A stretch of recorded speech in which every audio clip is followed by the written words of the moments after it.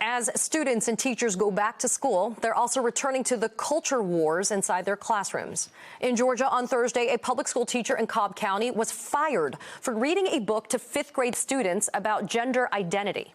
In Arkansas, a battle over AP African American Studies is brewing after the Arkansas Department of Education attempted to pull the course from the state's official offerings, citing, quote, indoctrination concerns. And in Florida, at the epicenter of conservative attacks on education, teachers are bracing for a year of confusion and understaffing. The Florida Education Association, the state's largest teachers union, claims that there are nearly 7,000 vacancies across the state. Our next guest left her position after the state's right-wing policies took a toll on her mentally and physically. She told NBC News, quote, "The day they came through to vet my books, I passed out in class. My health was in jeopardy. My husband said, you need to get out of this job." Joining me now, former Florida high school English teacher, Heather Felton. Heather, look, I got a third grader in public schools in Florida, and every year I'm looking at more and more of her education being diminished by what's happening in our state. You had a planned visit with a media specialist, and I'm going to put that in quotes because I think that's just not a real job. And you removed about half of the 700 books that you had in your classroom because you were fearful that something was going to happen. And you actually had a panic attack during that visit with that media specialist. Talk us through that day and why it ended up just being the final straw for you. Well, it was really just knowing that there was so much going on in my classroom at the time. I had an intern teacher. She was trying to teach. There's a class going on, media specialist, who she's wonderful and has unfortunately not been able to do much of her own job because she's spending so much time doing this vetting of books. Was going through all the classrooms. She came in. We're going through the cabinets. I'm showing where everything is. And a lot of it came down to I was angry.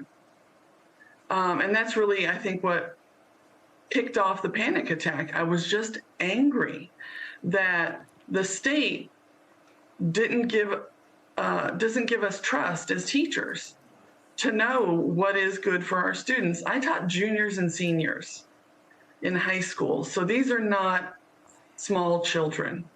The books that I had in my classroom, I had been gathering over 9-10 years and putting them all together there so students would have access to books during class. It's always a good thing when they finish an assignment, go get a book so that they have something else to do. And so I had gone through the books myself, pulled out a bunch. Our media specialist and her volunteer were coming in. And so it was just that anger that the state, the district didn't trust us as teachers to know what we should and shouldn't have in our classrooms. And so my heart rate went up and everything just kind of, and I blacked out. Heather, let's talk about the very real educational impacts when teachers like you who care, who are parents themselves, leave this profession because of what they're going through. What's the very real impact on children who are just trying to get a quality education in the public school system in Florida?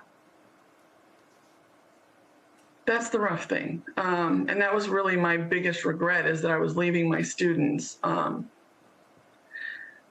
It's hard on them. They are thrown into this state of flux. They don't know what's coming. They don't know what's going to happen next in their education. Smaller kids, it may not be as impactful, other than the fact that they don't have enough teachers. But when you get to the older students and they're seeing their curriculum being cut, they are seeing the classes they want to take no longer offered, books that they want to read are no longer available. I had a student actually ask me, what is it they're trying to protect us from? Why do they want us to be ignorant? And I didn't have an answer for that question.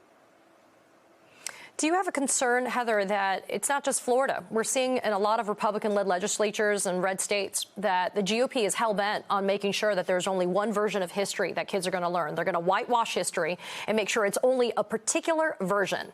And they talk about and they complain about the, quote, indoctrination that happens under the watch of somebody like you, a caring teacher.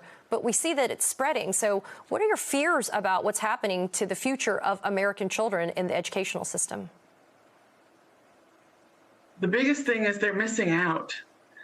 We are limiting their education. We are taking away Black history or whitewashing Black history. We are pretending that LGBTQ people do not exist by removing books, references to them from our schools. And then our laws are making it even harder for LGBTQ people, particularly transgender people, to be able to function in normal society, regulating where they can go to the bathroom. I mean, that's a basic human need. And so much of this is aimed at being exclusive, and we're removing people from society by kind of pretending they don't exist. When we came out with our Declaration of Independence 200 plus years ago, life, liberty, and the pursuit of happiness. Well, but not in Florida and not for all citizens. Those laws that are being put into place are eliminating their right to their liberty and their pursuit of happiness. Heather Felton, I'm disappointed that you're not going to be a part of the educational system. I hope that you come back on behalf of children like mine so that they get an education that's quality and from somebody who cares. Thank you for joining me this morning. I appreciate it. Thank you.